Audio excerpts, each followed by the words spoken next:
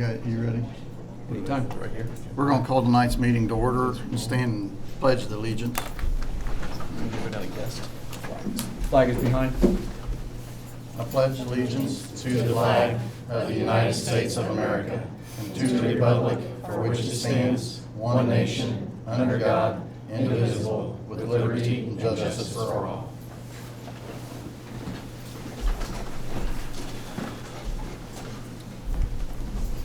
There you go. We'll go through roll call. How do I need to ask? No vote. Kind of forget how I'm supposed to do that. Roll call, you've got everybody here, so we can go ahead. Okay. Does anybody have, is everybody all right with tonight's agenda? We need to approve it. We need a motion to approve the night's agenda if nobody has any questions or anything. I need a motion to approve tonight's agenda. Motion to approve tonight's agenda. A second. I second. All in favor? Aye. Aye. Anyone opposed? We'll move on to community comments. Does anybody have anything they'd like to say tonight?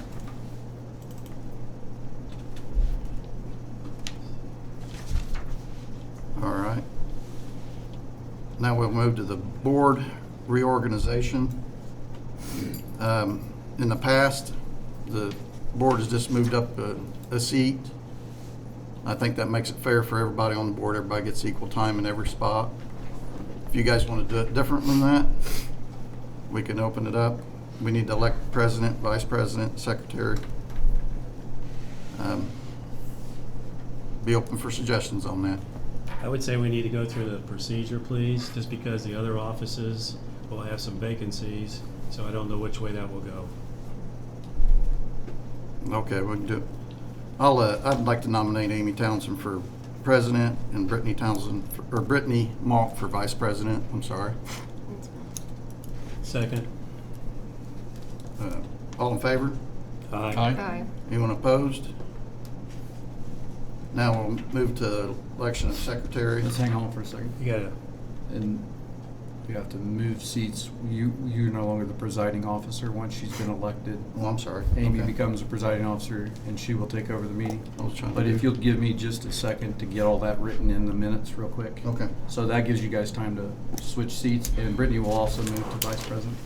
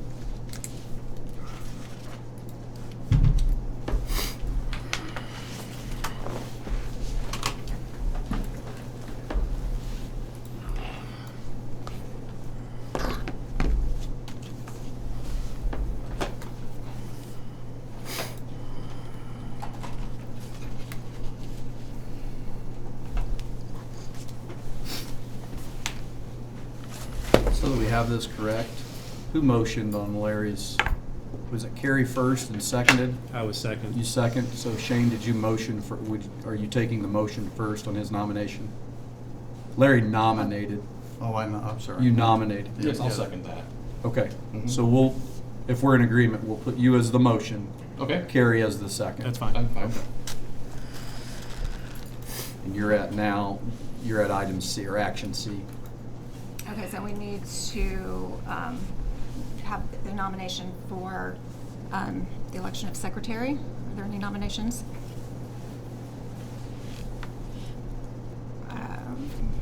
I would say I will nominate Shane if we're going to do it in the order of flowing, like we normally do. That's fine with me. Is that a motion or is that a Yeah, nomination? that's a motion. I'll second. Okay. Hang on. Let's do it this way. Brittany nominated. Yes. So you will, Oh, I can't you make second the that. motion, then we'll need a second. I'll So make the you've got a motion. nomination, so you're motioning. Okay. I will need a second.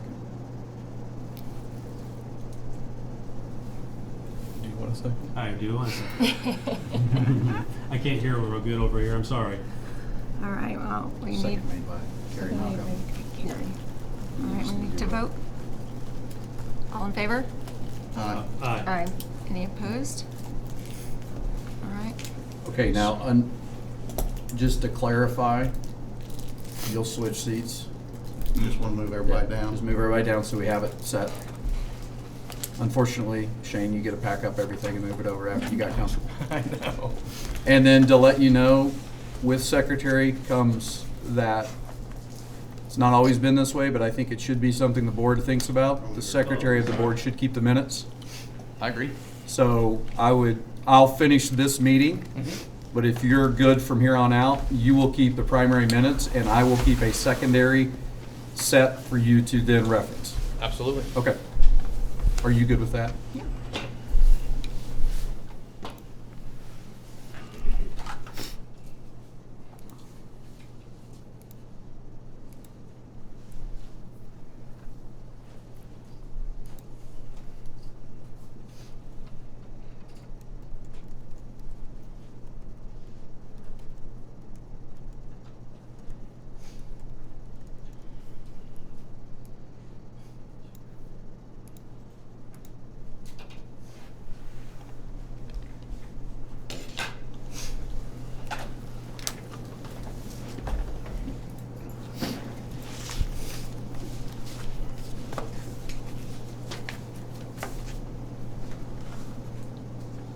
Okay, so on to D.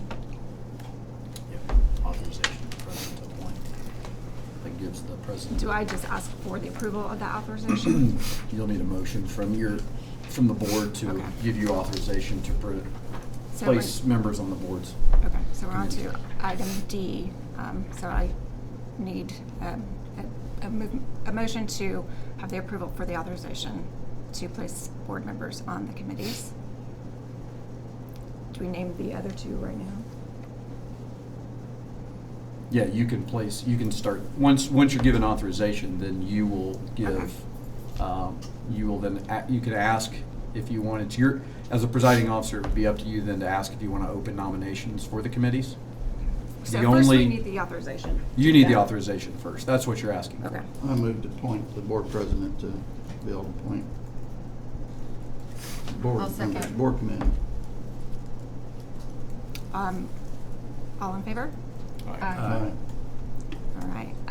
Is there nominations for these, for the Exceptional Learners Committee board member? What exactly does that one person do? So the Exceptional Learners Committee would be your high ability. So your high ability programming in your school, your elementary school, into your middle school. So we get a high ability grant, and that would be a board member who would sit on that committee it's usually administered by our high school guidance counselor, Mrs. Goldstein, and the principals are involved in that. So it would be something that you would be called into. It's a committee that very rarely meets because there's not a lot to it, but it deals with all your high ability students. To explain that further, high ability students they have to test and qualify for high ability. So that's your exceptional learners programming. Do you want me to talk about each one of them? That would be great. Teacher Okay. Discussion Committee? Teacher Discussion Committee, there was a change 2 years ago that teacher discussion, instead of just meeting with the representation of the teachers union in the school, the legislator at the state opened it up to where all teachers can be involved in a discussion meeting once a month. The board held on to the discussion items that are discussable. Those can be found we have a policy on what is discussable.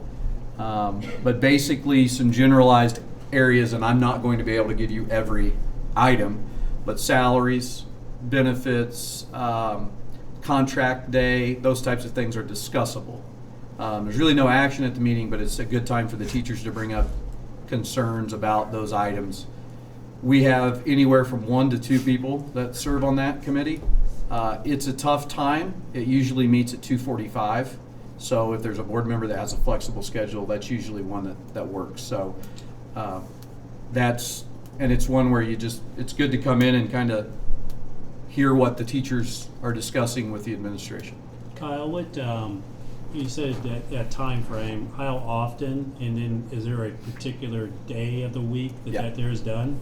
It's typically the third Tuesday of the month Third Tuesday? at 2:45. And does that go on just during the school year itself? Yeah. Okay. And sometimes, if there are canceled meetings, if there are no items that are presented in the agenda by the teachers. It's open to all teachers to present items as long as they follow those discussable pieces. So if it's outside the discussables, typically we don't add it unless we feel like, the board feels like it's okay to discuss that item. Is it the board member that heads that up? No, it's the superintendent. Superintendent Yes. does? Okay. Amy, I would be interested in that one. I know that's jumping forward, but that would be one I'd be interested in. Yeah, 2:45 for me will be tough. I just never know my schedule, so. Right, and then the third one is the collective bargaining committee. Collective bargaining obviously deals with the teacher's contract and negotiations of the contract. That would be our active classroom teachers organization, which is ACTO, Wes-Del ACTO. The president is Tony Santino, and his team would negotiate with the administrative team and the board members, 2 board members. And the past historical has been that the president, whoever sits in the president and vice president seat, serves on collective bargaining. That way, as you rotate through the seats, every board member gets the opportunity to serve on collective bargaining. So that is one where you can change that, but that's been the past practice. Okay, thank you. Yep. So do we have a nomination for, we'll just do one at a time, the Exceptional Learner Committee? Or do you want me to appoint? Okay. Why don't we have Larry step into that role? And then we'll have Carrie do the Teacher Discussion Committee. And we'll leave the collective bargaining as president, vice president, if that's agreeable to everybody. Do we need a motion on that? You do not, Okay. because you have authorization to do that. Gotcha. And that's a one-year term, just like we're doing right now for next time? So we'll do Okay. this again next year and we'll forget Yep, the process again. thank you. You ready? Yep. All right, we'll go on to E. We are looking for the nomination or motion to appoint Sharon Fowler as treasurer and Teresa Weitzel as deputy treasurer. We need a Motion to approve. Is there a second? I second that. Okay. Any discussion? All right. All in favor? Aye. Any opposed? It is adopted. Okay, going on to legal counsel. We are looking for a motion to approve Amy Fox as Church Hiddle and Antrim as personal policy and liability legal counsel, and John Becker at Church Hiddle and Antrim as property legal counsel for 2025. Is this how it currently is now? Correct. Okay, so I just didn't know that we had to. I've only obviously dealt with John, so that's what my questioning was. Yep, John deals with any property or like any civil projects, so that's why he's been working with you on the facility and the sewage treatment. Okay, and do we have those contracts? Like, do we look at those prior to making this decision? Not usually. You can. Okay. Is there a motion?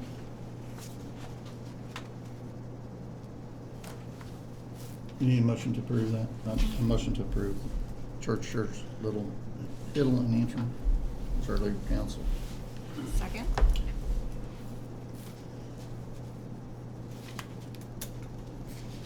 Nope. I personally would like to see the contracts before we're approving them.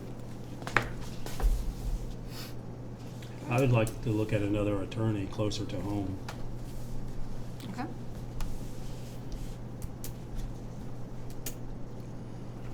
I know the board's used Beasley and Gilkelson before, because that's one of their areas, is boards like this here. All right. So since that wasn't adopted, we just move on to the next. Yeah, you didn't get a second, so the motion died on the table. Okay.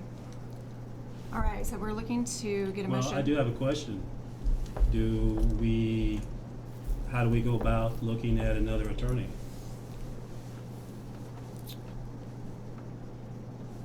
I mean, I think we probably have to put out some requests for.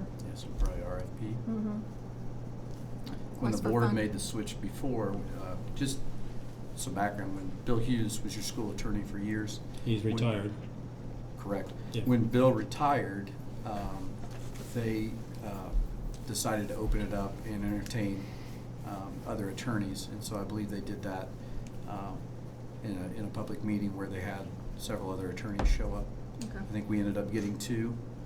Churchill, and Antrim work with several schools around us and work with a good majority of schools. Now, Andrew Manna is one that from Churchill, and Antrim that talked with us along with Amy Fox. Amy comes out of their Fort Wayne office, and John comes out of the Indy area. Okay. So they just, they were one of them that the last board decided when Mr. Hughes retired that was the way they were going to go. So Do they just set up meetings with and do some research and find? what they did last time is they just had they had me. They said seek out several different firms, and each board member can give some firms that they would like me to seek out, and I'll schedule that, and then they come in and meet with you. They, typically the board gave their current a chance to also come to the meetings and have an opportunity to speak to. So Okay. that's up to you guys, but that's just something they've done in the past. Okay. So your suggestion on who you would like to talk to? We just need- I no, would like. I mean, just submit it to us and we will get it. I will. I'll submit it to Kyle and to you as well as the board. Because I can't even pronounce it correctly. Beasley and Gilson. Okay. All right. We will get that moving. Thank you. All right. We need a nomination to appoint a board member for the ISBA Legislative Liaison for 2025. Do you want to give us details on what that Every involves? board, school board has to have one board member who is their legislative liaison for the year. And there is not always a lot that goes with that, but we do have a session this year. There's a lot of things going on. I'll talk about that in the superintendent's report. So those individuals are as active or as inactive as they want to be on the board. So if you're into the legislative process and you are willing to spend the time with the Indiana, so ISBA for everyone is the Indiana State Board Association. So it is the association of all school boards. We are a member. Not every school district is, but the majority are. This would be part of they ask for a legislative liaison every year. And it can be the same person, but we've rotated it around. I will tell you, in the past, Mr. Treherne was on this, and Mr. Treherne was involved. He actually went through the seats of the executive committee of ISBA. So, Kyle, who served before this term here? I believe legislative was Mr. Dowling's seat. I think Mr. Todd took that on when he was appointed. Okay. And question, how often, because each of us have schedules, I've been here now finishing my 7th year, and I don't believe anyone besides Mr. Treherne on his own had been called in to an actual meeting of any sort. so it's a situation where they're going to call you in. They could, but they could also tell you that they need the superintendent to come in your place if you're. So I guess I misunderstand. It's not something that it's like a meeting where like, hey, you got to show up down here type No. thing. Okay. So it's Mr. just on Treherne, call. I'll just be, to be transparency, when Mr. Treherne was on, he was very involved in ISBA. Yeah, and that's great. Yeah. I just didn't know what it involved. I've never had anyone call me and say, I need that legislative liaison at this date at this time. I've not had that. Now, it could, depending on what the issue would be. Or it could be. Or it as could active be as you email. choose. It's going to be email. Correspondence will be mostly email. Okay. From what I gathered from it, it's kind of like an informative board where you can just dive right in Yeah. and learn. Yep. If legislation, if any of that interests you, it's a good one to get into. So, and that's why every board will nominate, so every school board has one. Do we have a motion for a nomination for that position? Amy, is there anybody here that's gonna volunteer first before someone gives a name out? If anybody wants to volunteer, now's your chance. We do need a motion to appoint someone, so. It's on your shoulders. Oh, it's on my shoulders. Carrie, you seem to be asking some questions about that, so I nominate Carrie. I was trying to avoid it. Oh, well. So there needs to be a motion to appoint Carrie. Motion to appoint Mr. Malco as the ISBA liaison. Is there a second? I second that. Because Okay. if not, you'd be. All in favor? I second that. All in favor? Aye. Those opposed? All right. Congratulations, Carrie. Thank you very much. Yeah. Hey, I do have one question. I'm sorry to ask this. Is it just President to address you or Mrs. President? I'm not sure what the formal is, but I'm fine with Amy. Okay. I just want to make sure. Thank you. All right, so we're moving on to bonds. You will see the amounts needed for the approval of the bonds for those positions. We've got treasurer, deputy treasurer, food service director, athletic director, building secretaries, the 4 of them, and cashiers for 5. Looking for a motion to approve those bond recommendations. I'll motion to approve those. I will second. All in favor? Aye. Those opposed? Motion's adopted. All right. 2025 board meeting dates, times, and places. All right, so we set these now. We have been meeting the second and third Thursdays of the month. There's a few months that we don't meet because of holidays on one of those Thursdays. We start at 6 p.m. and we've moved to this location so their live streaming can be presented. We're just looking for a motion to continue with that schedule. And you do have just so you're clear, you do have the opportunity to set your dates and your meetings as you want. Okay. So you can set your times. The tough thing will be location. We are really only set up with video and access in here. And we're required to have the video. And we're required by law by July 2025 to have video. So there are boards that do 1 meeting a month. There are boards that do 2 meetings a month.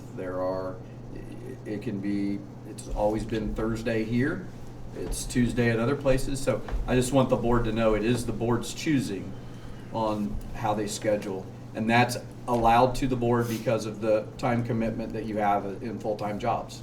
So just letting you know, you can keep it as status quo, but you also have the opportunity to make changes. Is there a motion? I motion to continue with how we are currently in the past 2024. Is there a second? I'll second. Okay. Any discussion on this? How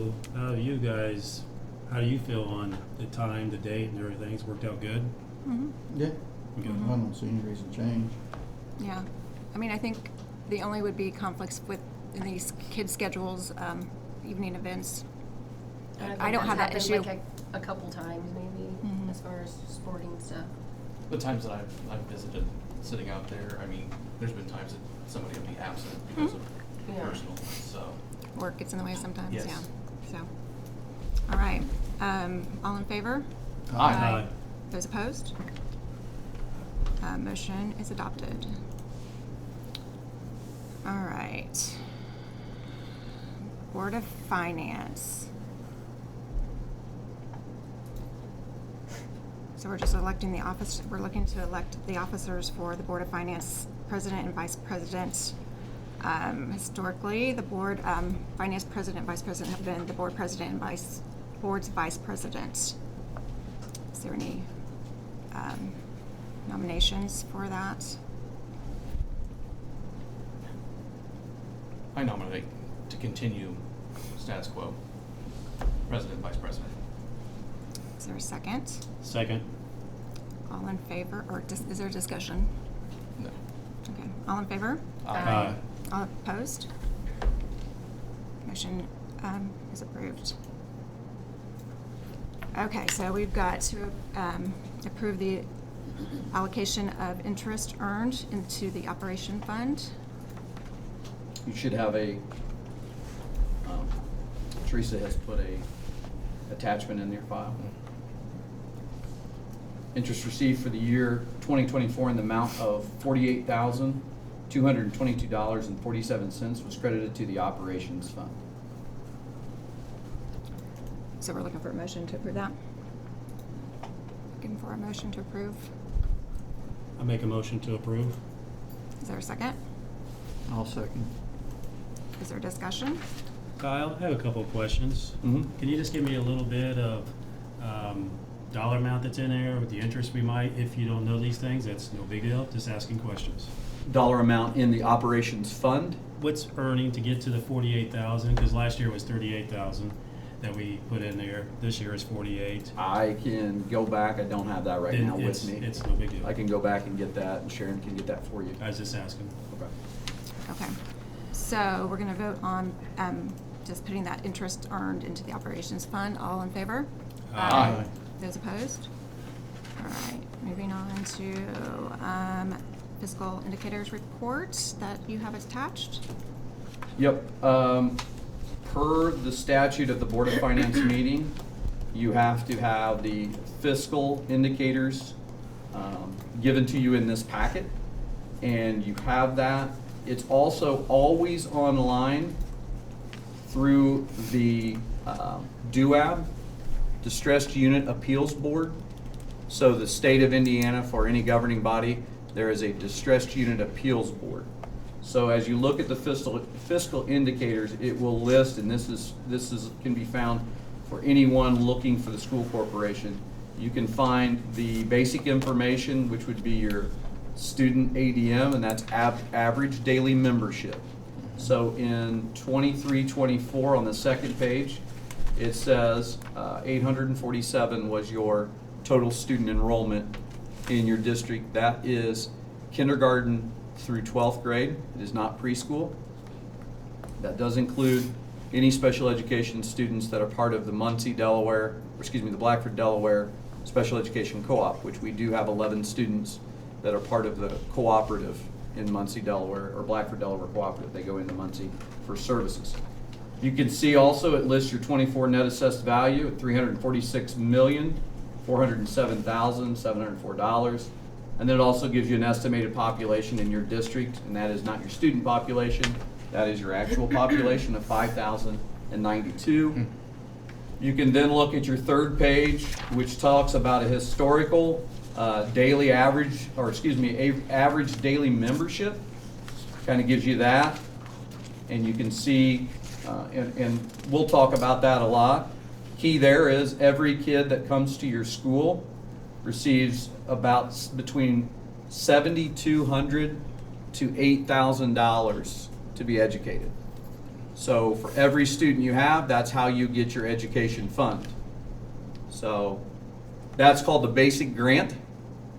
Basic grant is not property taxes. So your property taxes locally do not fund the student's education. It's the state aid that's given to you. Property taxes fund your operations, so lighting, heating, anything that you have to do, custodial maintenance, those types of things. So that kind of runs down why it's so important that you have a good, what is called ADM, or number of students. You lose students, you lose money. And as you can see, we've maintained fairly stable since 15 and 16. We've had a little ups and downs here and there. As you look into fund balances, you can see that in 2018, they made the change from what was called a general fund, and they switched to an education operations fund. So that's why on there you see the colors. You'll also see that from 2020 on, the legislators made new rules on teacher compensation. So your fund balances have gone down because you have to pay teachers a required minimum salary. And we also had several teachers that were way behind on salary, and we've had to catch those teachers up. So your education fund, well over almost 80 to 90% of your education fund is spent on teachers' salaries and benefits, which is good. It's where it should be spent. Everything else is spent on supplies in the education fund. So in the education fund, it's anything that goes, think of it this way, anything that goes into a classroom and touches or is in the hands of a kid, including the teacher. That's where your money's spent. Your operations fund is funded by your local tax rate. So your tax rate has been fairly stable, and it's, in fact, 2 years ago it went down almost 10 cents, but your utility costs are going up. So that's a tough one with operations because your light bills are going to be higher, but we're not really bringing in additional tax dollars on operations. So, and the only way to do that is to really pass referendum, and that's very difficult to do. If you look on down at your deficit surplus, you'll see that with all rural schools, as you're trying to match your salaries for teachers, it's putting most rural schools into deficit financing to try to stay competitive with keeping teachers. For example, your neighboring school districts to your east and to your south are well over $50,000 for a starting teacher, or will be, and we are at $44,000. So, and that's pushing it for us to be able to get teachers. So the competition to keep teachers and to pay teachers is only going to get more difficult. And again, the only way you can raise salaries really is to make sure you have a steady enrollment or you're increasing enrollment. A good piece is that you have 30% of your, almost 30% of your students are transfer students. So that means out of your entire 847, 30% of that are coming in from another school district, so they're choosing to drive and come to Wes-Del. So they are choosing that, and they're able to choose. You are losing 13% of your in-district kids that are choosing to go somewhere else or are choosing to be homeschooled. And then it goes through some more colorful tables in there. Gives you your revenue by type. And obviously when you look at operating referendum revenue, you'll see that one is flatlined because we don't have a referendum. And that really sums up the whole fiscal indicators. There's no action to take on that, No. correct? We're just It's reviewing. just a statute, you have to see those. Gotcha. Okay, so I'm assuming the same thing for the review of investment policy is attached? Yeah, there's no action on review of investment policy, but this is the Board of Finance meeting, so it's there for you to see your investment policy and to discuss. Any discussion around that? Is this 4D? Yes. Okay, I'm sorry, I just have a hard time hearing. So we have 2 officers that does this here, is that correct? You have 2 officers that so the statute to have a Board of Finance, they can call a Board of Finance meeting if they would like at any time. They can call the whole board, or they can just call just the Board of Finance officers. Okay. And historically, who has held those positions? President and Vice President. Okay. We're going to continue, correct? Yeah. We know we've done that, we're done deal. Just verify. So this involves investments, is that what it is, or is it Board of Finance? Board of Finance, since I've been here, they've never called a meeting. Okay. You just by a state statute have to have it. Okay. Any other questions, comments? Okay. Move on to 4E, approved depository. Star Financial Bank has been ours in the past. Any action on that, or is it? Yeah, you need to approve it. Okay, so we're looking for a motion to continue with Star Financial, or do they, okay. We're looking for a motion to continue with Star Financial Bank as a depository. I'll motion to continue with Star Bank. Is there a second?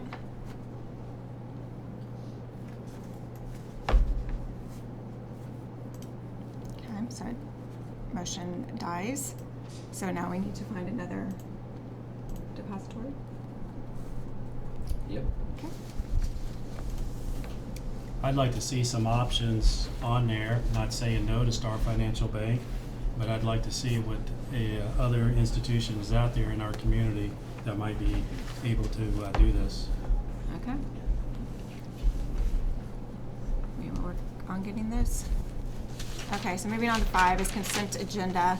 You have the claims, minutes, and personnel issues, and we typically review and move to adopt them A through C unless there's any particular ones that we need to pull out to address individually. So on 5A's claims, I do have a question on claims. Yeah. I was going through there, we spent over $24,000 on network support. What would that entail? Can you tell me Like, which there's a claim? Power School thing on there, but I don't believe we were with Power School anymore. Yeah, we were still with Power School on the transition into Harmony. They had all our data, and their contract was due all the way through December 31. Gotcha. So, Like a tailored systems, integrity, cordance. yeah, Tailored Systems, they control all of our camera systems in the buildings, our camera systems for security, our door access systems. So any of our push-button door access, so that we lock throughout the year, are Tailored Systems. What was the other one that you had? Integrity and cordance. Integrity, I believe, deals with our, what claim are you in, December 31 and December 26? The 26th. They were just Integrity all- should be Greg's networking group that helps support our network. I just didn't know if we were buying new equipment or if these were just. No, and Greg gets a certain allotment of a budget that he spends. Well, that's what I didn't know, if we had like He money spends that had out to of his be, like, budget. spent by Yeah. the end of the year or something Yeah. like that. Yeah, so this would be spent out of his budget that he already Okay. has. It just was, there's normally not that many on there, and And you're right about the Power School. The Power School was, we have switched to Harmony, but the data that they already had that we had to convert over, we were still in contract with them to have that. Okay. And so they still have our data up until now, and now, basically we have to pay to get our data back. Gotcha. And that's Okay. kind of how that works. I had a question too regarding all these. I understand the funding and the coding for the funding, but what about the programs and the coding? Do you guys have like a glossary or an index that have for a summary? Yeah, we can Could that get be you that. shared? Yeah, absolutely. And I can also meet with any board member to show them how you can easily access that on the DLGF and which is the Department of Local Governance and Finance. And I'd be happy to show you. Awesome. And any public can see that too, what the codes and all the object codes and all your program. So yeah, Okay. And then the budget for 2025, access for that? the budget? Yeah. Yeah. It's in there as well? Yes, our budget is always online, and it's always posted, it has to be by law. Mhm. And so I can show you where that is, and we can link that up onto our website very easily. In fact, there should be a link to what's called Gateway, and there's a public entrance into Indiana Gateway, but then also on the DLGF, you'll be able to even get the budget order for your Delaware County, and on that order, it'll show you every municipality's budget, approved budget. So, good question. Okay. I do have one more. Is there, I just don't know what to ask, don't know what, when I look at these, is this small amount of information of maybe a business name or whatever, and I know there's numbers you use on the side, but is this hard to sit there and kind of go through it and then sit there going, I don't know what this is for $10,000 or this expenditure? I'm not trying to pick on any names, just one that stood out, and then I'm just asking this as an example. There's a name on here, Austin Williams, and it just says professional service. What I'm getting at is, like, I don't even know, I don't have a clue, and I'm gonna turn around and say, yes, this can be paid, but I don't have an idea what it is. Okay.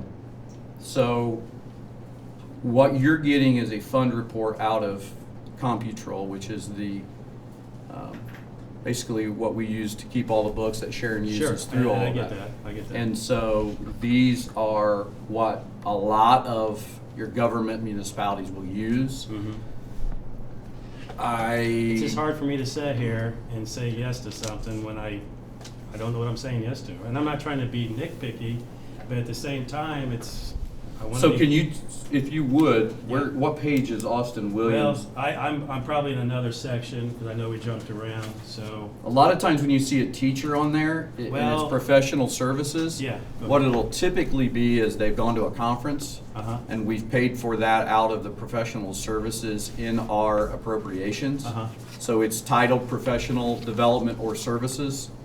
And so he's gone to it could be a technology conference. Sure. And inside of that, when they fill out to go to a conference, they fill out a form. It comes to the principal approves it, and it comes to my office. Mhm. And then we can approve whether we want to pay for the conference fee, the hotel fee, and any mileage reimbursement. right. And so a lot of times, what we typically only pay for is the conference. Only on certain things like a grant for high ability that we talked about earlier. If they go to a high ability conference and we have grant money that allows us to pay for the hotel and the lodging, then we'll do that. But typically, let's say we allot or appropriate $20,000 in our budget for professional development or professional services. And in that $20,000, it's in our budget that is only going to be used for a conference or a continuing education piece. So I'm going to assume, if I looked in there now, to give you more detail in that, And that's what I'm getting at. I'm not trying to pick on that right there. we would have to give you the invoice of every one of these claims. Mm-hmm, And we could do that. okay, That's putting an incredible amount of strain on a very small, you only have two ladies in the office. I understand. So that would be an incredible strain. Now, if you have a question, anyone comes in and asks, can I see that invoice for this particular, not just the board, anyone. Right. And so I'm trying to say there's ways to see it. We don't have, I'm not looking at going and being that, through every line item, and I'm not looking at that there. But there's some that kind of pops out when you're looking at something. And I just picked on this, it wasn't anything, but I was just like, what's professional service? Right. And what is this? And I don't know. And another way the board can handle that is if you look through the claims and there is something that you have a question about, ahead of time, let me know and I can bring that particular invoice to you. Thank you. The other thing is school boards give the superintendent, who is your acting Mhm. chief executive officer, the authority to pay those invoices Mhm. to a certain amount. There's a certain amount that whenever you're going to do a service, it has to be approved by the board. Correct, the threshold there, Yeah. yes. And I agree with that situation there, so. So I okay. think in the past, if there's been something that catches your attention, Yeah. we just reach out prior to the meeting. And I'm not here to reject it, I just Yeah. like to sit here and say, hey, can you just help me out a little bit there? Because when I see some numbers, it's like, wow, and then I'm always gonna assume the worst, and I don't wanna do that. Right. Well, and you'll get used to seeing the terms or the abbreviations, and it'll get a little bit easier, so, okay. It Thank is you. a lot at first. Mm-hmm. Okay, I'm yeah. assuming Sarah's got a background check on file. It was blank on. You're going to have to tell me where we're at, Larry. We're on personnel, but. Personnel. Oh, on personnel? Okay. I mean, I'm sure she does. Yes, she's coached with us before. Okay, I just want to make sure. Okay. Well, we skipped over minutes. Any questions or comments about minutes? Okay, on to the personnel. You've got some recommendations on some hires and the resignation of one bus driver. Any questions, comments? Will he need to be replaced, or are we gonna absorb that, the bus driver? Right now, Scott has a replacement for us. He's working on. Okay, so if there's no other questions, comments about, Was the special education aid, was that filling in a vacancy, or was that an add-on?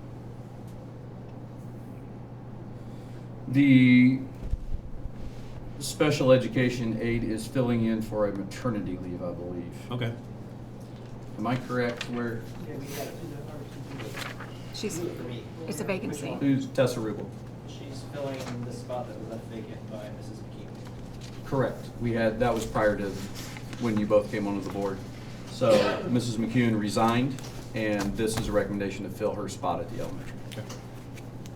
And there are, I don't know if you saw the attachments on there, that it'll explain that a little bit more. Okay, so we're now going to need a motion to approve the consent agenda items A through C. I motion to approve. Is there a second? I will second. All those in favor? Aye. Anyone opposed? Motion is approved. We'll move on to reports. We've got superintendent's report. Yep. I'm trying to catch up for you. Sorry. It'll be nice when the secretary has to do the typing. I can keep up. All right, for the superintendent's report, I have a facilities update. Baseball, softball is still weather permitting. We're still moving forward, hoping to have a completion by the end of this month. They should be putting in the metal stairs and finishing out the dugout roofs. Sewage treatment update. We currently have the bond money that we received in the fall and are going to have an RFP for the lining project between $150,000 and to be safe, $200,000 to reline the sewage pipes collection system under this building that goes into. So it's not the sewage plant, it's your collection. I can go into detail, not a great subject to go into detail about, but basically your sewage pipes. What they will do is they will inject and then reseal and create a new pipe inside the pipe because you have that groundwater issue. You're going to do we decided that, and I felt the last board when we decided this, would like to do the RFP process. That allows it to be local too, so you get local vendors, not just 3 vendors from somewhere else, out of state or somewhere. So this will be put in the Star Press so that everyone has an ability to put in a proposal for you. Also, if it's an RFP process, it doesn't always mean you have to just go with the lowest. You can also go with, at that point, what you think is the most quality. So that's kind of the difference in that and just taking in like 3 bids. So those, if you would like, Schmidt Associates, which is your engineer, your architect, and United Consulting would be happy to come to a meeting, kind of walk you through that process. And we were working with John Becker. He was currently working in that situation. There will be, you can still utilize him, but he will be working out of contract since we didn't approve them, so we'll have to kind of work that process through and see how that works. Because he was working on that project with them. Kyle, do you have a current packet of anything on this here project that you've gotten before that we could get as far as new? United board members? Consulting can give us one of those. I would like to have that because I have no clue of what it is, what we're talking about or anything. And I'd like to be brought up to date on that if possible, and I feel Shane would be the same way. If we can get that packet, whether it's an email, which Yep. might be the best way, so that way. Yeah, I can talk to Troy Casey at United Consulting. They've done all the work. They, to catch up on that, what they did was they televised all the lines, which they sent cameras down through there, found out where the cracks and where the problems were, went through all the manholes. Then from there, got their estimation of what the cost would be to repair with the injection lining. No matter what happens, what the board decides to do in the future with the sewage treatment plant, IDEM has said you have to fix your collection system. Yeah, they're 2 separate pieces. So if nothing is happening, basically everything you're doing now with this money is across this side of the creek. So We've already paid for United Consulting to run the cameras and everything else. It's down all through being there, paid for so out it's of our all- bond yeah, funds. So it's already existing. So, yep, we've done all that because when that happened, that was being done because in the compliance report, no matter what direction you decided to go, you have to fix your collection in this building. Regardless. Because you're getting groundwater, which when the groundwater is getting into the pipes, it's flushing out the system on a heavy rain. And then you're getting solids into the creek. So IDEM would like to see what a time period would be with that collection system corrected and see what your flows turn into. And then that'll also give you a better understanding of if you were gonna make another package plant, what size you want it to be. So I've always said this, when you put an air conditioning unit or a HVAC on your home, your square footage matters. It's kind of like that. Your flow of sewage coming in depends on how big your plant needs to be. You make too big of a plant, it's not working properly. You make too small of a plant, it's not working properly. So getting this flow and allowing us to see how that works and getting a couple of months of our testing in will help us to decide what the next phase 2 would be. Phase 2 then becomes everything across the creek, which is your sewage plant. Yep. Kyle, on phase 2, what is the time frame that's, because I know we got a bond, so I'm not familiar on that time schedule. What's the time frame that you're looking at on phase 2? We don't have a bond for phase 2. I know we don't have one, but something's got to happen for that there. What is the time frame that you're looking at? I don't have a time frame. That's the board's. That's up to the board. Okay. I didn't have it, I don't set time frames on bonds, the I board does. know you don't have a time frame, but a generalization that, hey, we're gonna look at this at 2032? No, we're probably gonna look at it this type of time frame. We've been trying to find a solution for the sewage treatment plant for 5 years, Mm-hmm, so. okay. Didn't we have to meet IDEM, didn't we have to do a compliance letter with them and kind of give a timeline on Yeah. that? Yep, and we had to have our engineers involved in that and our architects, which that's what we submitted, and then I just submitted the update that we completed milestone 1. Yeah, we already had that set in motion, and IDEM had approved it. That was a meeting we had with IDEM, Yeah.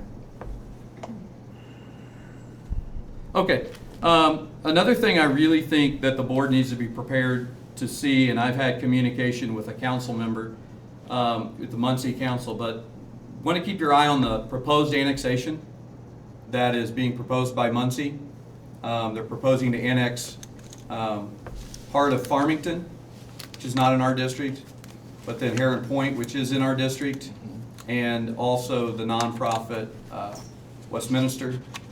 And so this board would probably want to know what kind of property tax impact, if any, that would have, and if there's any plans of redistricting in the future, what that would look like even 10, 15 years down the road for your students. So one of the council members just kind of reached out and said, and asked me, has your board had any communication at all with anyone from Muncie on this? And I don't believe any of you have, so I will basically let them know we haven't. I don't know the details of it. I don't know what it's going to look like, but they're proposing to the Heron Point and, like I said, Westminster, and a section of Farmington would be redistricted in to be the city limits of Muncie. Now, would it include houses that are along like Bethel and down that? I haven't been given any maps. There were 6, I believe there were 6 community meetings. I was going to attend one of those, but we had the attorneys attend, and there wasn't a whole lot that was given. Delcom's attorney also attended. There wasn't a whole lot of detail given there. So I just think it's something you want to be really aware of, what that annexation would do. I've also been told that there are some homeowners in those areas that aren't even really aware that annexation. It could be very simple. I don't want to say anything bad is going to happen. It could be very simple. The property tax dollars that go to this school may still go to this school, but it's a question that needs to be answered because that will impact your operations fund. It may just be a services situation where they're just going to provide Muncie sanitary and those types of things to those locations. But I think it's something that we need to stay on top of. I just want to give an overview of legislative. We're getting ready to go into a session, a pretty big session with a new governor. With that will always be new issues. with the budget. Some key issues with this budget overview is that it's going to be a 44 billion that's going to be allocated for focusing on K-12 education, which is about 50% of the budget, and Medicaid runs about 19% of the budget. There's going to be limited room for new programs due to rising costs. I've taken a couple notes. Property taxes, Governor Braun proposes resetting to the 2021 levels. Concerns over funding laws for local governments. Agencies, not only schools, are concerned about perhaps some funding cuts in local government if we return to those levels. Again, I'm not taking a side. I'm just telling you, some of the things that are being proposed. Income taxes. There's a plan to reduce income taxes and eliminate the business tax floors. And tax credits. Proposed increases for renters and disabled veterans. Public and behavioral health is a big one. There's going to be a look at cigarette taxes. Potential $132.6 million in annual revenue from $1 pack increase. So if you increase cigarettes $1, that's how much money. Now, sadly, schools don't receive that money. So that would be something we'd love to have. Behavioral health's huge. Funding sought for crisis and mental health will be a big push this time. And Health First Indiana, the ongoing public health funding to improve outcomes and reduce Medicaid costs. As you know, Medicaid really hit the surplus when that came through. So there's going to be a lot of pressure on our lawmakers to try to meet everyone's needs, and someone's going to get a little bit of a cut. I'm just trying to make sure you know that. What could happen is K-12 education funding from 25 to 27 could see no increase. Schools are going to face inflation, and also we've lost that federal pandemic relief money, the ESSER money, so those are going to be hitting. There are also calls for higher salaries, improved benefits, and parental leave to continue. The current baseline salary is $40,000. The average teacher's salary in Indiana is $60,557. And there's going to be continued literacy endorsement requirements for teacher license renewal. And if you don't know what that is, I'd be glad to have Mr. Reagan and Mr. Purdue come in and kind of give you that. Mr. Reagan knows all about the literacy endorsement requirements for the elementary. It's going to be moving up into the high school. They're on top of it. They'd be glad to give the board an update on that. So if we went into collective bargaining, those that are going to be on collective bargaining, you've heard $40,000 is the base now, but your average teacher pay is $60,000. The average teacher pay at Wes-Del is just over $50,000. School safety and other bills are going to be a main concern. And there's additional proposals I'll talk about, but one big mandate is cursive writing. They would like to see cursive writing instruction back into curriculum, and of course curriculum transparency for parents, and efforts to expand summer school funding and introduce accountability for reporting violence against school staff. Here are some bills of highlight. Probably the biggest bill right now of concern for a lot of people is House Bill 1136, School Corporation Reorganization. You may have heard this. There's a plan to take IPS, Gary, Union School Corporation, I believe there's 5 total school corporations, and turn them into charters. There's also a bill that proposes that if your in-district enrollment of students not going to your school, so your in-district kids, exceeds 50%, you would become a charter school. So we're at 13%, thankfully, but if we were to increase where a number of our students decide to go elsewhere and we get to that, you would become a charter school. What does that mean? That means that it would dissolve the school board. There would be no school board with a charter school. And it means that your local control would basically, and your accountability with the state would really not exist. You'd be able to run things kind of how you want it as a charter, whoever that was that runs it. House Bill 1041, participation in interscholastic sports.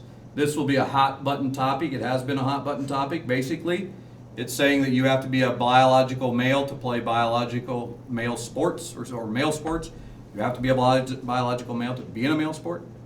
You have to be a biological female to be in a female sport. That's another one that's going to be a hot button. Teacher compensation, Bill 1045. We talked about that a little bit. School transportation, this one may seem like not a lot, but it can really hurt rural schools. Basically, you can't have students cross the road. So you're going to have to pick up students on that side of the road. So it'll be against the law to have a student cross the road. I'm not against that. I think that's a good way to look at your safety. But it could reroute your bus routes and extend your bus routes and have kids on the bus longer, have them getting home later, getting on earlier. There's a House Bill 1170 to eliminate gun-free zones. So you are a gun-free zone. I would hope even with this bill, it would maintain that, but there is a push from Representative Jim Lucas to eliminate gun-free zones. The last two are Senate Bill 35, which is cursive writing. We still teach cursive writing. And Senate Bill 36, school counselors, they're looking to reduce the workload on school counselors so that they can meet with students more. I don't think anybody would be against that at all, but we'd like to see what they mean by reduce the workload. Those are everything I have on that side. Miscellaneous items I have are your board calendar. There should be a link in there for you to always see your board calendar and kind of see what's going on. And I have some good news to report. Our girls wrestling program in their first year has 4 wrestlers that have qualified for the regionals. Mr. Knuckles here? He's not here. I want to make sure I get this right. If I don't get it right, I apologize to anyone. I'm going with what I believe is correct, but I believe it's Sophia Graup, Paisley Chambers, Kirsten Ronan, and Letty Watt that have moved on. But I also want to let everyone know that Nevaeh Bevelheimer placed 5th. And overall, we did a really nice job in our first year in girls wrestling. So congratulations to those ladies. I want to congratulate our boys basketball team, but especially Josiah Love on becoming, I believe, the 7th 1,000 point scorer in school history. And so congratulations to Josiah. That happened at Tri. And he's still got a lot of season left. And so the school points record might be in jeopardy for Josiah to reach. And I want to read to you the Betty Clark Foundation. They are, if you don't know, Betty Clark basically set up a foundation that awards our teachers grants. And this fall, they were able to award the following grants. Austin Williams received $7,500, and this is breaking news, so they don't know this yet. Austin Williams received $7,500 for museum exhibits, STEM day events, and engineering equipment. Daniel Hansen received $10,000 for Project Lead the Way STEM supplies. David Lamb, $3,000 for 3D printers. Emily Love received just about $8,000 for speakers and mics. Heather Lehman received almost a little over $2,500 for Everblock Stage of Readers Theater. Janelle Romo received $540 for classroom novel sets. Kelly Whitinger received $501 for developing decoders subscriptions. And if you'd like me to get into detail on these, I'm sorry, I probably don't know exactly what the details on all those are. And the kindergarten team of Mrs. Bruner, Mrs. Bevelheimer, and Mrs. Dyke, and Mrs.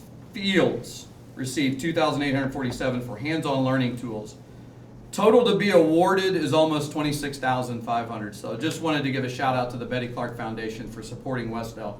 So I think that's really, really awesome that they did that. So, and every fall and spring they give grants to our teachers. So that's all I have. Any questions, comments? Not, we have item B under reports is the month-end financial reports. You have the appropriations, the funds, and the revenue reports. You have a chance to review, and if you have any questions. If not, we'll move on to old business. Fall 2024 policy revision. There's a second reading on, I don't know how many of these are. I believe 6 you, of- yeah. 5. Since it's the second reading. No action necessary, just we would bring those back to the next meeting for approval. So if you would read through those and see, they're in the public content section so the public can see those as well. So do you want me to read them? one No, by one? you can if you want. You don't have to go through each one. Okay. We did that at the last meeting, so if anyone wants to reference back to live stream, but I can, if you want me to, or you can feel free to do the title at least. Okay, so the 5 that are on this policy revision are gifts to school employees, use of school equipment, vaccine and immunizations, emergency medicines, gifts to the corporation. Questions for those? All right, moving on to new business. We've got the 25-26 school calendar, 2 drafts. No action this time, this is just so you can see. I will tell you that the teachers have responded, teachers and staff, and the overwhelming pick from their side was draft 2. And the difference, because I was going back and forth on my computer and I did not even pick up the difference. The end date is, The end date is different on draft 2, but so on draft, What made it different? on draft 1, you would end on May 27th for students and May 28th for teachers. Now, you have the following days as out unless they're makeup days, and those would be MLK Day, President's Day, and Good Friday. You start the same time on both calendars. Start date would be August 6th. Teachers would come back the 4th and the 5th. You have a full week at fall break. You have 3 days at Thanksgiving and a full 2 weeks at Christmas on both. And a full spring break and the Friday before spring break on both. The difference in 2 is there's a parent-teacher conference day in October, would be October 17th on draft 1, and that would be just teachers. What we would do to shift our final date with kids to May 22nd, which is the Friday before Memorial Day, and get kids out earlier, still starting on the 6th, and is that we would take away that second day. So we have the evening parent-teacher conference night in the gym for the high school, and then elementary does their own setup of what they do. And we typically, on draft 1, would have the evening, and then the next day, which would be Thursday evening, then the next day, Friday, we wouldn't have students, and teachers would come in until noon, and that extra evening and that half day would quantify as their 5th contracted day. If we take the second day away and make it a late start day with our House Bill 1003, which allows us to do professional development, still have the teachers stay late and then work in the morning on that delay day, that would hit their requirement of hours. You bring kids in on the delay day, you then capture that day you were going to be out with kids, so you actually pick up a day in first semester. And then what you do is you make Good Friday a virtual day, and instead of an out or a makeup day, so students are there, but it will be virtual. And then that would shift your 2 days and bring students last day, Friday, May 22nd, and they wouldn't come back for 2 days after Memorial Day. So you're capturing that through that. okay. And the teachers were given both of these, and they chose 2. Administrators, do you want me to put you on the spot, or do you care to, either one's good? You chose 2, okay. Okay, moving on to. I'll put that, by the way, I'll put that back on for approval next meeting. Naming a facility discussion. Carrie, I don't know if you want to. Yes, I lead do. us in this conversation? Yeah, thank you very much. Probably back in November when I talked to Larry, I told him there was 2 things on my radar as far as agenda. This was one of them. This, I feel, is a individual, and it's Pamela Meyer Fisher. And I don't know her real well. I didn't go to school here. My kids had her as a teacher. But when I sat there and listened to our community, I listened to the stories, I listened to the feedback that I have received, and I'd like to give each board member we put something together on Google, and we had over 100 responses for this wall dedication. Glance through it, you might recognize some of the names, but what's astonishing is the dates of the years. We're talking 2020, currently around the community as far as graduation. We're looking at people back in the 1970s. And this has astonished me for this type of 50 years for one location. Pamela could have went to several different places, and instead, she chose to stay here. And when you skim through some of these here stories, it's touching. It really is. I would like to do a hall dedication. I know some people said, hey, how about a classroom? The thing is, I want people to walk into our community as far as our school system here, and this here dedication is right there. I don't want it to be down a hallway where it's lost and forgotten. I want it to be seen, because there's going to be people walking in, not having any kids in school, and remembering the stories, the way she's helped them out. And they're right here. They're right here. They're neat stories. It's from the high achiever to the low one that she has effectively done this here. And once again, over 50 years of that there. My vision is, far as the dedication, we have an entrance next to the office there. It would be up above is my vision. It would be the Pamela Meyer Fisher. Getting touched up.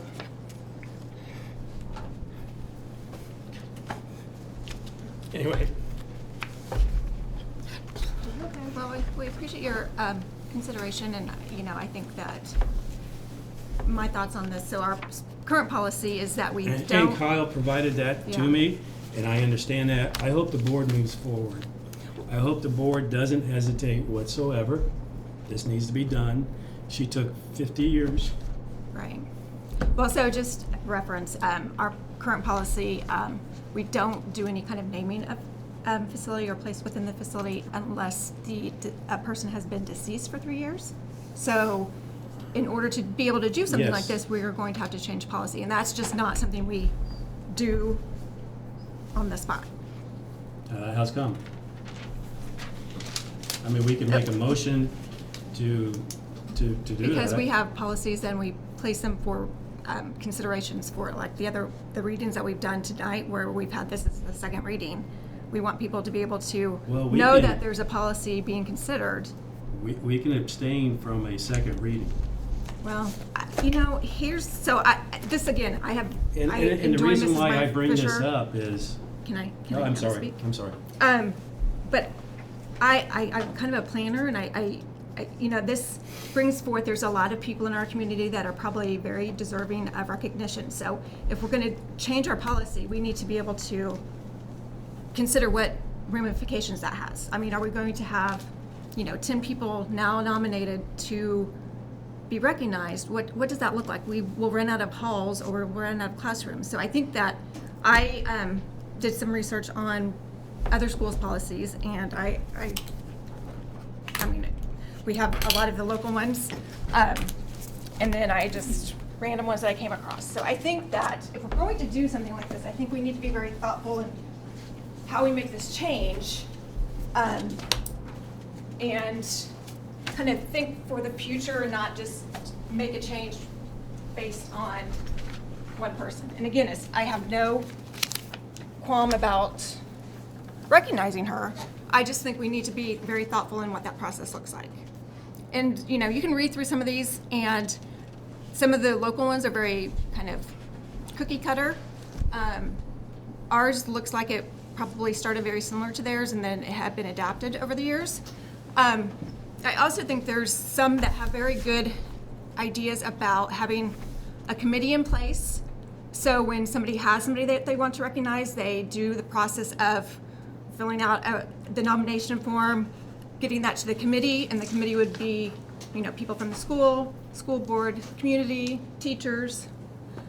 And then they make that decision like once a year. So it's not just a ongoing, when somebody feels like a sort of preposition. So I just think that we need to kind of think through this and what that process looks like.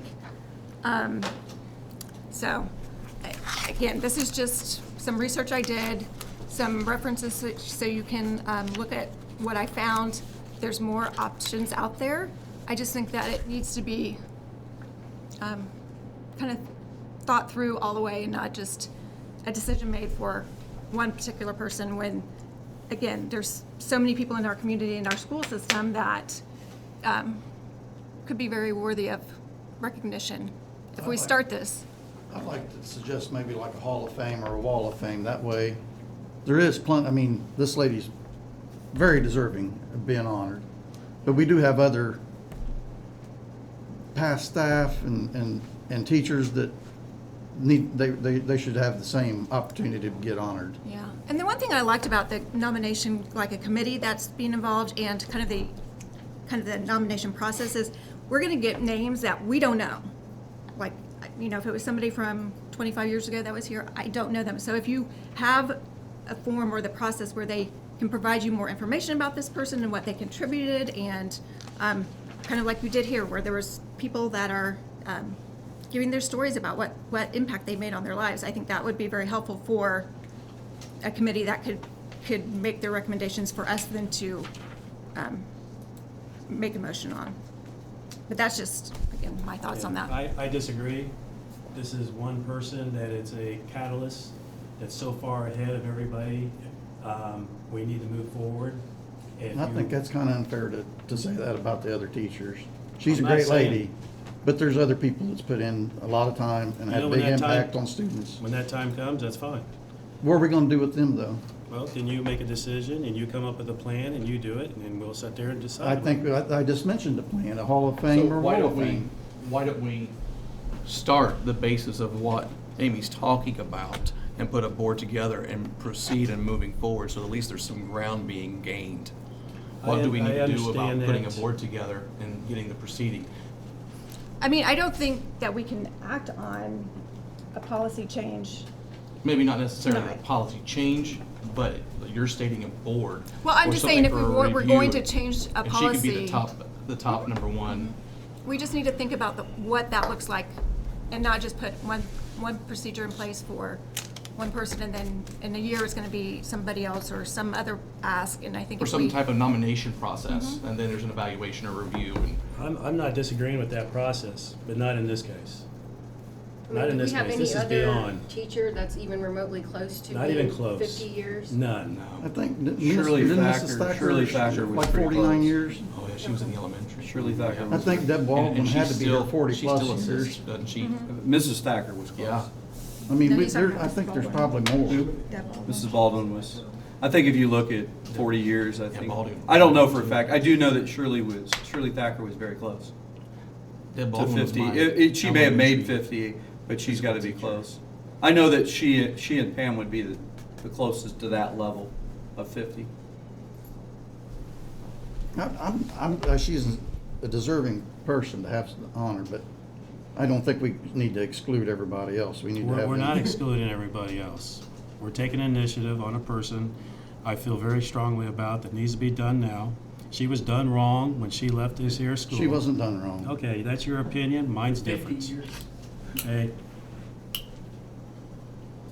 Do you want me to that's talk my about opinion, policy? you got your opinion. And how we do you want, is there a question about how we would go about the policy? Yes, amendment? I had a question on how Okay. we would set up the, Typical policy amendment, because when you look at your policies, we have to keep in mind, and that's, you know, my role is to protect you, because your job is policy and finance. That's your number one job. When it comes to policy, yeah, you can make a change if you want. It would not, I would never recommend the board to make a change in one night on any policy. Here's why. You have policies that deal with suspension and expulsion. And you are the board that if a student is expelled and they don't agree with the determination of the building principal, they don't agree with the determination of the expulsion examiner after that, or the superintendent, they appeal to the board. The only thing I would say, and I know this is a reach, but this is what I would tell you about all your policies. I would say go through the correct procedure to amend your policy, because that parent might remember the fact that there was a policy that you just made a quick change on. And they may say to you, when you go back to reference, well, our policy states we have to do this, they might look at you and say, but I've watched you change that policy on a whim before. Oh, I know it's a there completely needs to be a different due policy. process for I know it's a everything. completely different But- policy, but as your day-to-day operator, Yeah. I would tell you all your policies fall under your policy book and then your administrative guidelines. We have some policies that are very, very simple, much more simpler than naming a facility. But I think you have to hold the integrity of the policy procedure. But you can say, we're gonna break that. But where do you draw the line down the road if there is a situation that comes before you and a parent references that and says, well, I've seen you do this before. Where are the policies and the procedures? Policies are Yes. found, so the policies are found on our website for anyone to see. And you know what? Let's see if this works, Mr. Roman. Top of your board books too. This will help everybody.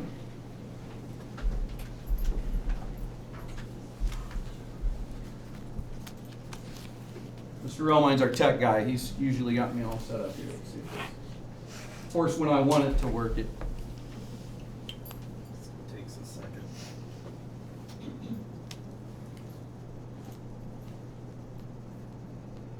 Okay. So if you look at the screen, when you go to our main page, you click menu and you'll go over to our district. And when you click our district, you'll go down to school board. And down here, you'll see all kinds of things. There's board policy. You click board policy and it will take you in to all of our policies. From here then, you can either search if you have a keyword you want to search. So for like naming of a facility, we could just put naming. And we get naming of corporation facilities. And then we get, it is the policy of the school board that any request to name facilities and/or areas after person shall be evaluated using the following criteria. Shall have made significant contributions to the enhancement of education or to the well-being of community, state, and nation. Any employee so honored must have terminated employment prior to the selection of his or her name by the board.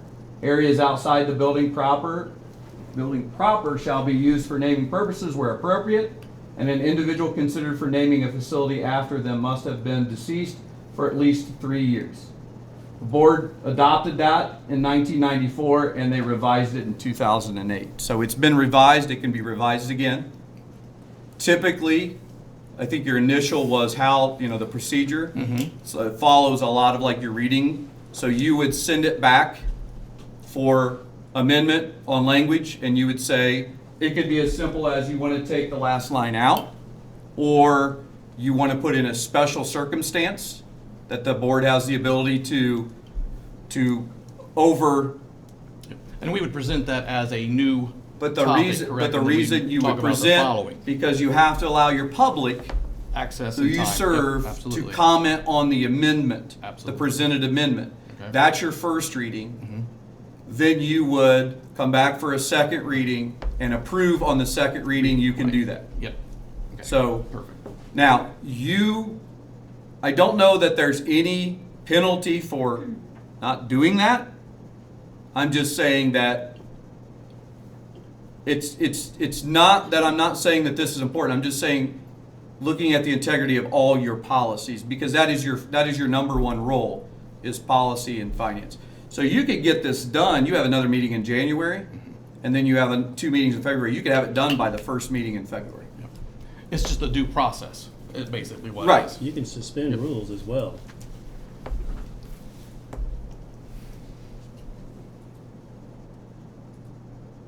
But that is completely up to you guys. This could be the start.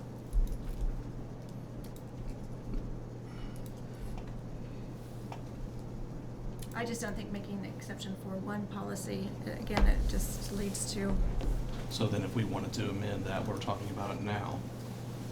well, we'd have to And present then- it. And then we'd have to present it on the following, and then by February, it could be discussed, essentially, if we move forward. I also want to just let you know, I did receive a letter of a person who couldn't be here tonight, Sherry Grant. She sent me a letter in support of this, and I will forward that to you in an email, so you have that for your documentation. She also signed this, I checked to see, but since she sent the letter, I wanted to make sure that you knew that she sent a personalized letter in support of it.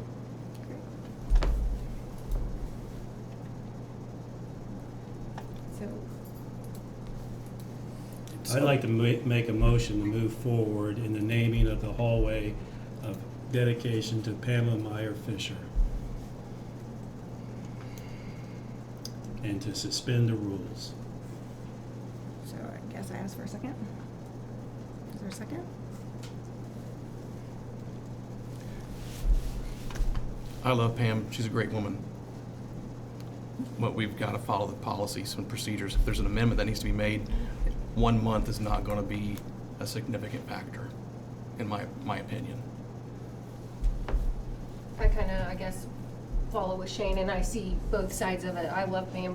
I called her my work mom or whatever, but I mean, I do love Shirley too. I mean, she helped my son greatly. So I think if it's something that we can offer open opportunities for other teachers as well, I think that would be great. We just do need to have the guidelines and things, and I have no problem whatsoever putting Pam at the top of the list. It'd be the first one. Yeah.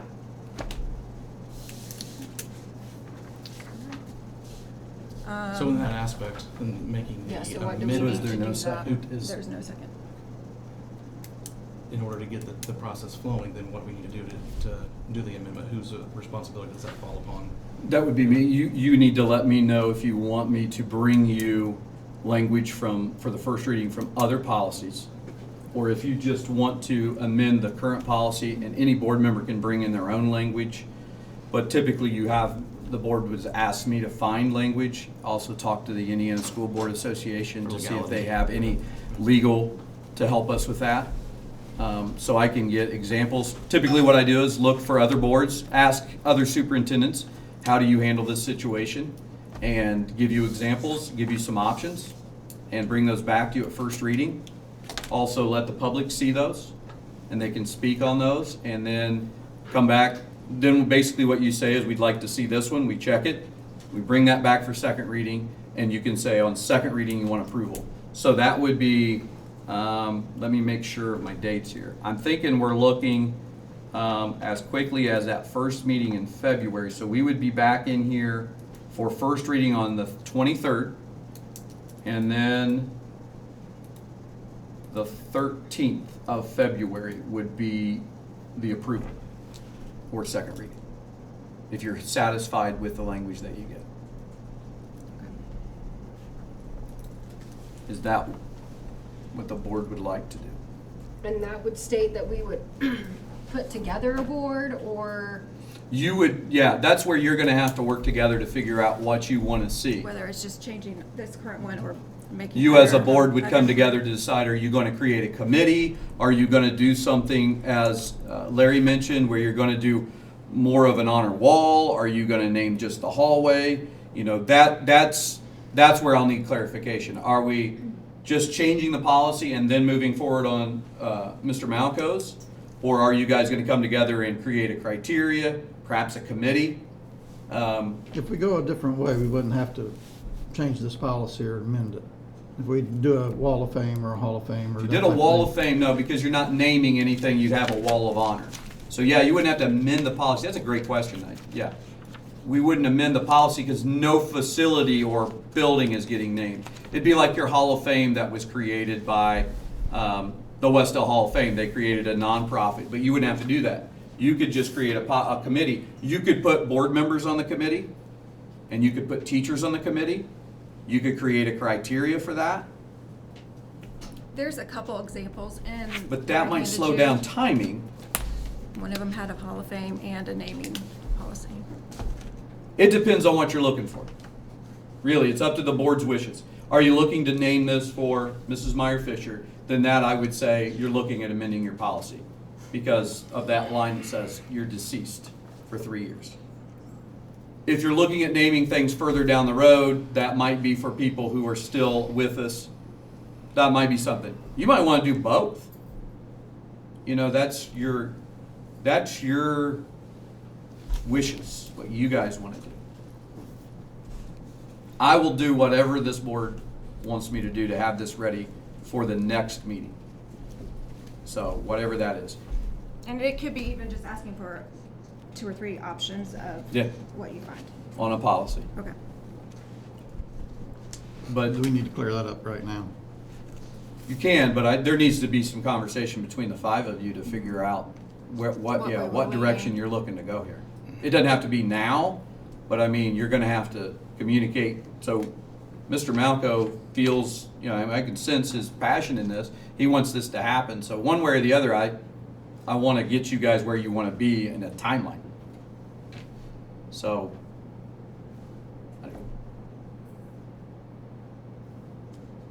You want to discuss it now and share thoughts, or you want to? now, Think about it and if you have a meeting, you have to follow open door.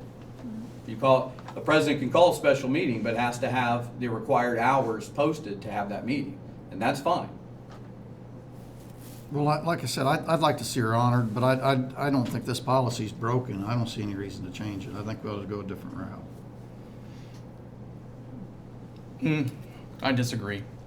So you're I not. don't see you're why we should wanting limit it to a names. 3-year deceased. Why couldn't some individual be here present to enjoy the honor? Yeah. I If we think went a that- different route, they wouldn't have to be Can I- deceased. So I did That's check what I'm into saying. that because I wondered why that We was. wouldn't have to change the policy to go a different route with a Hall of Fame or a Wall of Fame. Oh, I see what you're saying. I did check into that for Wall of Fame, clarification. per se, Yeah. instead of that, I see. Because I too had a question, why 3 years, why deceased? Yeah. So I checked in with some other superintendents as to why that was in policies.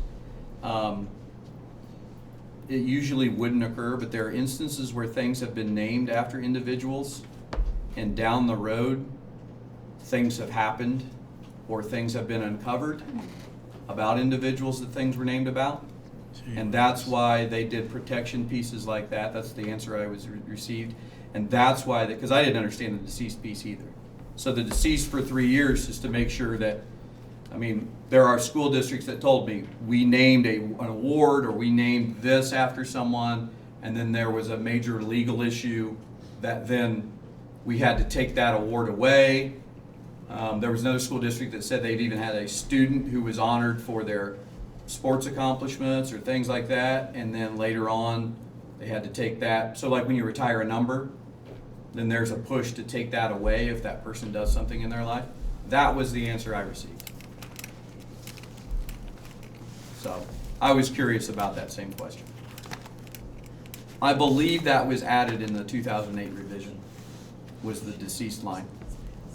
And I think I shared, I like the idea of putting together a committee, and it involves part of the community, having a group of, 5 people or whatever it is, and having, I don't remember, I think Alexandria might be one that I'm thinking of, but, they had it, the nominations were due by a certain date every year, and that was when you considered it. They had, the committee had so long to vet those nominations, and then they present it to the board, and then the board had so long to act on it. So I feel like there was just a very good idea of what expectations are, and there's nomination forms, and again, gives us information, or the committee information on these people, because, I didn't go to school here. I know I've been around for a while, but I don't know everybody, and I think that there are a lot of people that we could honor in a way like this.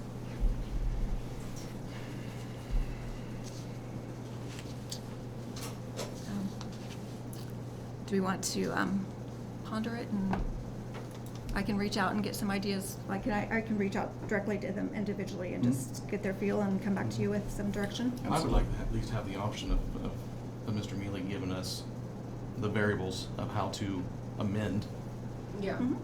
I mean, I feel like we should have that option to see. Would And you then if like to see several other policies from other school districts? Yeah. Okay. I would. We need to have something in place. We need to honor these people, and there's no question. Yeah. She's extremely deserving. 50 years, well over half her life. Yeah. I At mean, one spot. that's no question. Yeah, yes, at one spot. But I would like to see if it's feasible to have some variable options to see how the wording, verbiage of the amendment if amendments needed. Do you want to include, are we looking at only teachers, or do you want to include any staff or employee? Because there are beloved bus drivers, there are beloved custodians, there are beloved there are some people that volunteered. So if I'm just, I hate to even put her out there, but I think of Mary Helen Bink, who you know, Absolutely. spent a lot of time here. So when I'm looking for those policies, are you guys looking for this to be only teacher, or do you want it to be must be employed, or can it be a contributor? You know, if a community contributor put 50 years into, say, keeping the scorebook and washing the uniforms, and, you know, that's where, now, I don't want to say, Mary Helen Bink is in the Hall of Fame, so she's on the wall down in the Athletic Hall of Fame, so I think that's, I'm just saying, if you have a bus driver that's been driving for 50 years, I know my bus driver meant a lot to me. I mean, I was on that bus for an hour, you know, in the morning, an hour in the evening, so I still remember my bus driver. So I want to be clear on where we're going. I feel like if they contributed to the school, Would you like a Would be little of tied. all of that to look at? I think that's justified. It's, Yeah. they're employed by the corporation, which is Okay. Wes-Del. Okay, I'll work on It's- that. You can't rule out one from the other. Does everybody agree with that? I will work on that, and I'll have it for the next meeting. Okay. Any other comments on naming a facility? We're going to go to board comments. We'll just go down, Larry. I think as a board, we're here to do policy and finance, and we also need to follow the policy and chain of command and do what we're supposed to do. I think we need to make sure we pay attention and do that. Other than that, I don't have anything. Carrie? Want to present this to the board. This is with a Thrive Credit Union. I would like for our superintendent to please contact Brittany Richards. I put the telephone number on there. Please check it out. This here is a program. It's swiping of the cards. There's 2 schools currently utilizing it. The program will come out of this here, I think she said in March. What it is, Thrive Credit Union is locally here in this Delaware County. They will pay 8 cents for each time you swipe the card. It is a designated card, so the members of that there, they can request right now when it goes into effect, probably has 2 more months, and that is Yorktown Community Foundations is set up, so they'll have a Yorktown card, just like an NFL or a Ball State card. This one will say Yorktown Tigers. Muncie is the other school that's involved, same thing with them. Their funds, and this is a fundraiser donation, so to speak. This is going to the Muncie Central Community Schools. This credit union would like to involve other schools. That's the reason why I'm presenting that to you there. They guarantee that they will be paying $2,000 to the school. Obviously, the number of swipes, if it goes above that, they'll pay that dollar amount. But I would like to have our superintendent please make that phone call, check that out, if this is something that this here school could be involved with. so this would be a Wes-Del account. It's a Wes-Del card as far as the looks of it. We're not getting involved in banking, we're not doing anything. It's a swiping program, and when you swipe that, and you've got a Wes-Del card. So you don't have to go to school here, you don't have to have kids here, it doesn't have to be kids in our it's a community thing. So we have people in our community that says, I'd like to do something for Wes-Del, here's my opportunity. And you just have to change your cards, and that's up to the member there, and they'll get a Wes-Del card. With that Wes-Del card, they'll sit there and you'll make that swipe, and they have a counting system that they do, so it's 8 cents per swipe. The Thrive Credit Union will sit here and say, we guarantee the minimum dollar amount to whatever you decide is gonna be $2,000, or it could be more than that. So you would have to have an account with Thrive? That's and, correct. Like a savings But or it's debit not account? it's not a thing dealing with the school, that the school's changing it, no. Has nothing to do So with if it. you were already a Thrive member, then Yes. basically you could just say, I want a Wes-Del card, I want a Yes. Yorktown card. If you aren't a Thrive member, you would have to set up an account to be Yes. able to get the card. That's correct. That's what that is. And then anytime you swipe it, buying a cents. pop, even, it's 8 cents that goes to the direct. Now, what What's would we the- set that money towards? That's the reason why I'm presenting it to this right here. It could go to the school. It could be something. That's up to the board. It's up to what, and even if it's something that you don't want to do, that's fine. If you do want to do it, here's an opportunity. Do they have a minimum requirement of people? I think this is where Kyle needs to make that phone call, get the details, because I don't want to say something inappropriately. But I made the contact, I got the information, I want to bring it back to the board so you can sit there and see it. My first thing, what's the catch? There isn't. This is their way of giving back, picking out a charity, and this is what their next program is with the schools. Is Brittany willing to just come in to a board meeting? I can't say Brittany would, but I would feel like you would provide enough information to say, hey, I came across this, which I don't believe, but there you go. I'm presenting it to you and the board as far as an opportunity there. And then the board would decide where, if they do say yes, because you'd have to get artwork together, the layout as far as, and they'll put it together, but it'll be the Wes-Del, there'll be the image on there and everything. And then you'd have to have it designated what it would be, just for school in general, or some certain entity, or whatever we decide to come up with. Remind me, you said Yorktown and who else? Muncie Central Community School System. So both of them. It's the Yorktown Community Foundations. So that might be technically different, is what they said the money's going towards that. Then they indicated that it's Muncie Community Schools. It's going to the schools itself. Yorktown is the Community Foundations. Okay. Okay. Any other comments? I don't know if the superintendent needs it for record, but we did our swearing in of oath, so we have that there on hand. Yeah, I'll take it. Shane gave me his, so he can give it to me at the end of the Yep. meeting. Okay. Shane? Thank you for everybody that's attended. I've attended myself off of this, and I think this is the most I've seen in my years. That's great. One thing I would ask of furthering the communication aspect to the people in the area and community, especially with students enrolled. I know that there's emails that are sent out, newsletters.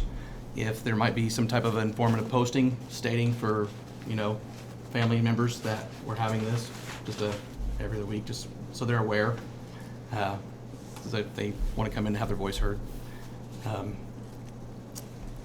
Really, that's it. Thank you for voting for me to represent you.